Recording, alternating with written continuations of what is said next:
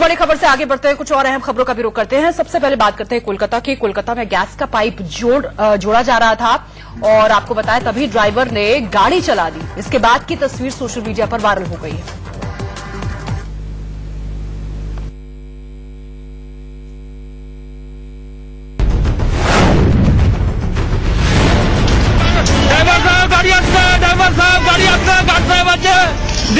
चौंतीस सेकंड तक मौत से जंग की ये तस्वीर कोलकाता की। हावड़ा स्टेशन से हावड़ा दीघा एसी एक्सप्रेस खुलने के बाद ये हैरान करने वाला वीडियो सामने आया। दरअसल गार्ड ट्रेन की 2 कंपार्टमेंट के बीच गैस पाइप को जोड़ रहा था, तभी ट्रेन चलने लगी। गार्ड पाइप के सहारे लटक गया और चिल्लाने लगा। वहां से गुजर रहे एक शख्स ने घटना का वीडियो बनाया जो कि सोशल मीडिया पर वायरल हो गया है। आरपीएफ के जवानों ने यात्रियों को अलर्ट करते हुए उन्हें चेन खींचने के लिए कहा ताकि ट्रेन रुक जाए। गनीमत रही कि गार्ड को कोई चोट नहीं आई, वो इस हादसे में बाल बाल बच गया। मामले की जांच के आदेश दे दिए गए। आगे बढ़ते हैं। दिल्ली में एक बार फिर रफ्तार और नशे का कहर देखने को मिला है। कॉकटेल और उसका असर देखने को मिला है। हादसे में एक महिला की जान चली गई जबकि एक बच्ची की हालत बेहद नाजुक बनी हुई है। You were driving or not? Tell me you were driving or not? I was driving before, but then our driver took us because I was drunk. Where is your driver seat से निकाला मैंने। आपका नाम क्या है? इन्होंने इनको driver seat से निकाला। Now she is saying that. नाम क्या आपका? बताओ। नाम क्या आपका? शिवानी है इसका नाम। Shivani, she was saying hello. She was driving or not? Tell us. Not driving. Delhi के पंजाबी बाग फ्लाईओवर में सड़क हादसे के बाद तू मैमे की ये तस्वीर है। तेज रफ्तार और नशे के कॉकटेल की वजह से कार पर से ड्राइवर ने संतुलन खो दिया। टक्कर कितनी जोरदार रही होगी इसका अंदाज हादसे के बाद खड़ी गाड़ी को देखकर लगाया जा सकता है। टक्कर के बाद गाड़ी सड़क के दूसरे पार चली गई और 2 गाड़ियों को अपनी चपेट में ले लिया, जिसमें एक महिला की मौत हो गई जबकि एक बच्ची की हालत गंभीर है। I haven't. You were driving or not? Tell me you were driving or not? I was driving before, but then our driver took us because I was drunk. Police ने गाड़ी चला रही शिवानी को गिरफ्तार कर लिया और मामले की जांच में जुट गई। आगे बढ़ते हैं। बीच सड़क पुलिस की बेरहमी की तस्वीरें सामने आई है। एक शख्स पर पुलिस का कहर ऐसा बरपा कि आसपास के लोग कांप उठे।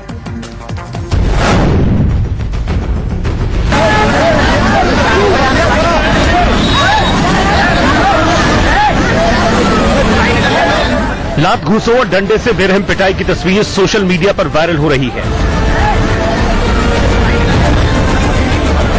वर्दी वालों की बीच सड़क गुंडागर्दी की तस्वीर हैरान करने वाली है। एक शख्स पर कई पुलिस वाले एक साथ टूट पड़े, फिर उसकी पिटाई का सिलसिला शुरू हो गया। कभी लात तो कभी घूंसे बरसते रहे।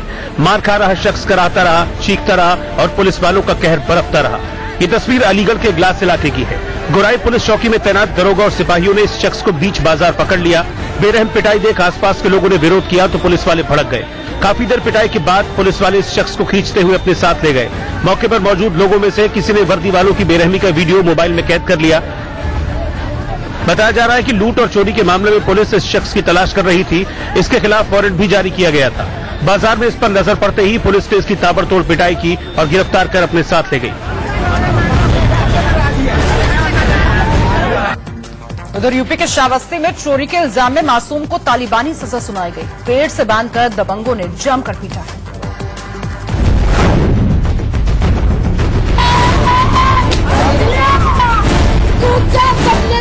पेड़ से बांधकर मासूम की बेरहमी से पिटाई। बच्चा चीखता रहा, रहम की भीख मांगता रहा, लेकिन दबंगों ने उसकी एक ना सुनी। एक मारपीट की वजह और हैरान करने वाली है। आरोप है कि मासूम ने 3 किलो धान चोरी कर ली थी। इसी के आरोप में उसे पेड़ से रस्सी से बांधकर लात मुक्के बेल्ट से लोगों ने जमकर पिटाई कर दी। मौके पर काफी संख्या में लोग मौजूद थे, लेकिन किसी ने भी मासूम को बचाने की कोशिश नहीं की। कुछ लोग मारपीट का वीडियो बनाते रहे और बाद में इसे सोशल मीडिया पर वायरल कर दिया। वीडियो वायरल होने के बाद अब पुलिस मामले की जांच में जुट गई है। तस्वीरों से आगे बढ़ते हैं। हरियाणा के फतेहाबाद में 2 गुटों में जमकर मारपीट हो गई, जिसमें एक शख्स जख्मी हो गया, उसे अस्पताल में एडमिट कराया गया।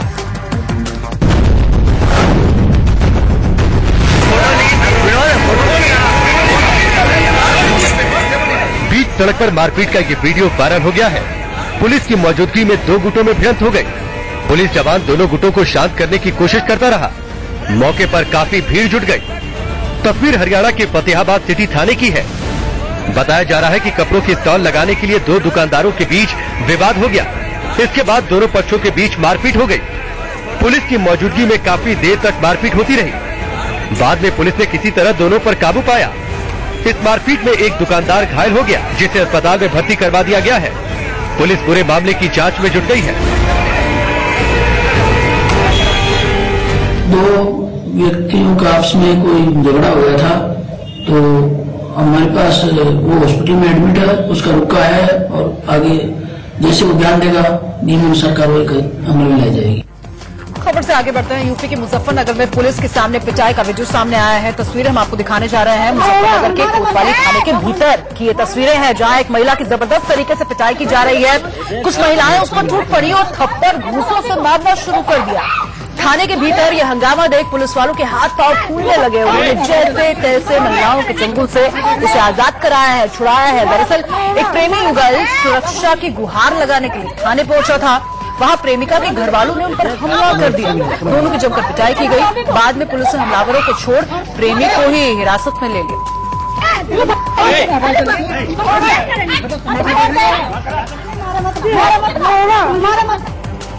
आगे बढ़ते हैं। गुजरात के खेड़ा में परंपरा के नाम पर खतरनाक कोठी युद्ध खेला गया। जी हां, भाई दूज की रात ये जानलेवा खेल कई सालों से खेला जा रहा है, जिसे देखने के लिए दूर दूर से लोग यहां पर आते हैं।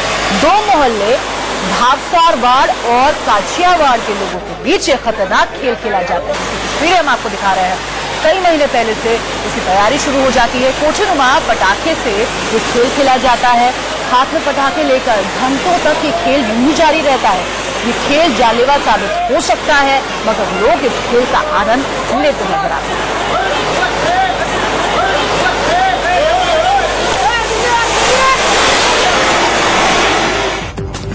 जम्मू कश्मीर में आतंकियों के खिलाफ सुरक्षा बलों की कार्रवाई जारी है। आज फिर सुरक्षा बलों ने पुलवामा में मुठभेड़ के दौरान 2 आतंकियों को ढेर कर दिया।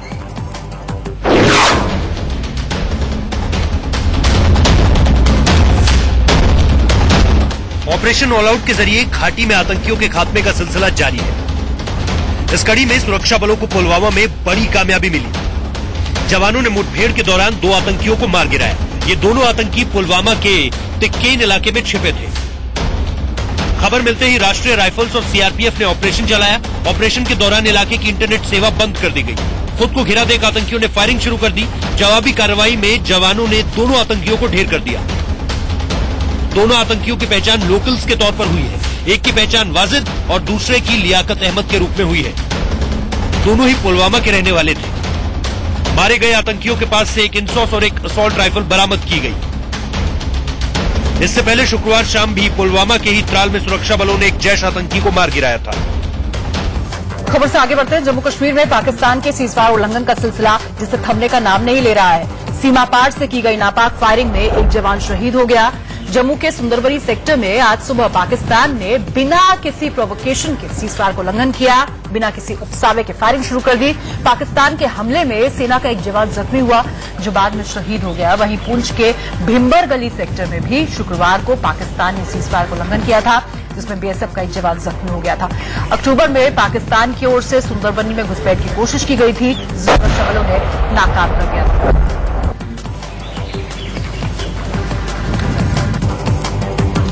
दरअसल ठंड आती है और उसके आसपास पाकिस्तान की कोशिश यही होती है कि ज्यादा से ज्यादा आतंकियों को सीमा पार से इस तरफ पहुंचाया जाए और उसी के लिए इस तरीके से कवर फायरिंग की जाती है, जिसका मुंहतोड़ जवाब दिया जा रहा है। छोटा सा ब्रेक, जल्द लौट रहे हैं कुछ और अहम खबरों के साथ। आप बने रहिए सिर्फ इंडिया न्यूज के साथ। लेकिन ब्रेक पर जाते जाते एक नजर डाल लेते हैं इस वक्त की सुर्खियों पर भी।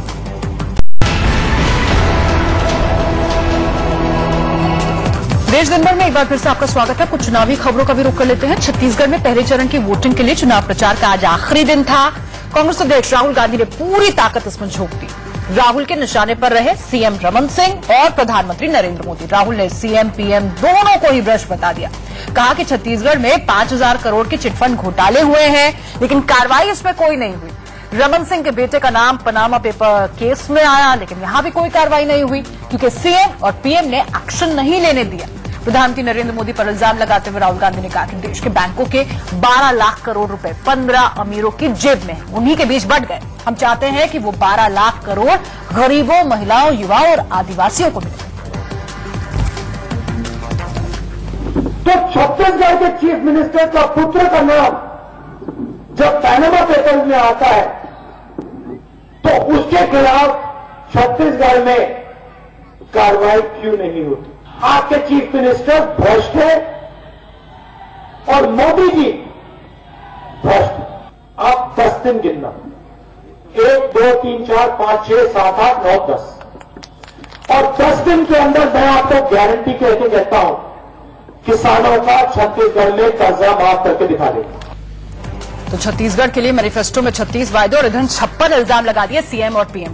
2 दिनों के छत्तीसगढ़ दौरे के बीच चुनावी रैली से ठीक पहले राहुल गांधी राजनांदगांव में गुरुद्वारे भी पहुंचे। राहुल गांधी के साथ कांग्रेस के वरिष्ठ नेता भी गुरुद्वारे में पहुंचे। वहां परिवार के साथ मौजूद एक छोटी बच्ची को राहुल गांधी ने अपनी गोद में ले लिया। इसके बाद उन्होंने गुरुद्वारे में मत्था टेका। इसी दौरान बच्ची लगातार राहुल गांधी को देखती रही। राहुल गांधी इस गुरुद्वारे में काफी देर तक रुके और वहां मौजूद लोगों से उन्होंने मुलाकात भी की। इसके बाद वो पहले चरण के चुनाव प्रचार के आखिरी दिन रैली के लिए निकल गए। चलिए, तो कांग्रेस की स्ट्रैटेजी थी। उधर बीजेपी ने भी छत्तीसगढ़ में वोटिंग से उसको जाने से पहले कोई कसर नहीं छोड़ी है। बीजेपी अध्यक्ष अमित शाह ने छत्तीसगढ़ में घोषणा पत्र जारी कर दिया। मतदान का दिन नजदीक आने से पहले बीजेपी ने छत्तीसगढ़ की जनता को लोक लुभावन वादों का पिटारा थमा दिया है।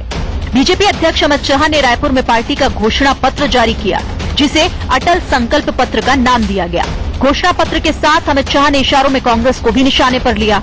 कहा कि जिस पार्टी को नक्सलियों में क्रांति नजर आती हो वो कभी विकास नहीं कर सकती।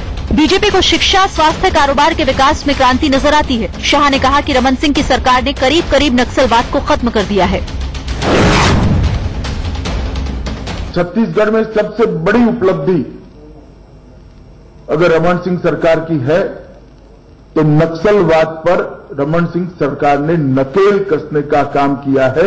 लगभग छत्तीसगढ़ को नक्सलवाद से मुक्त कराने का काम किया है। छत्तीसगढ़ के सीएम रमन सिंह ने कहा कि उनकी सरकार ने 15 साल में विकास के कई काम किए। आगे भी सूबे को आगे ले जाने की कोशिश जारी रहेगी। बीजेपी ने अपने घोषणा पत्र में किसानों के लिए बड़ा ऐलान किया। 60 साल से ऊपर के किसानों को हर महीने 1,000 रुपए पेंशन दी जाएगी। समर्थन मूल्य को और भी बढ़ाने की बात कही गई।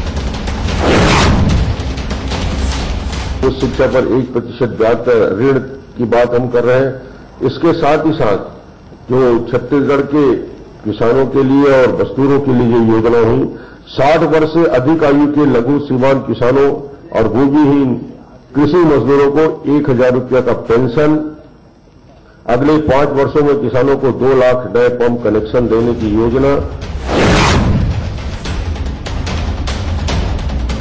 रमन सिंह ने 9वीं में दाखिले के बाद छात्रों को साइकिल देने का वादा किया। साथ ही 12वीं तक के छात्रों को मुफ्त ड्रेस और किताबें देने का भी ऐलान किया। तो वायदों की बरसात कर दी बीजेपी और कांग्रेस। छोटा सा ब्रेक, जल्द लौट रहे हैं। आप बने रहिए सिर्फ इंडिया न्यूज के साथ। खबरों का सिलसिला लगातार जारी है।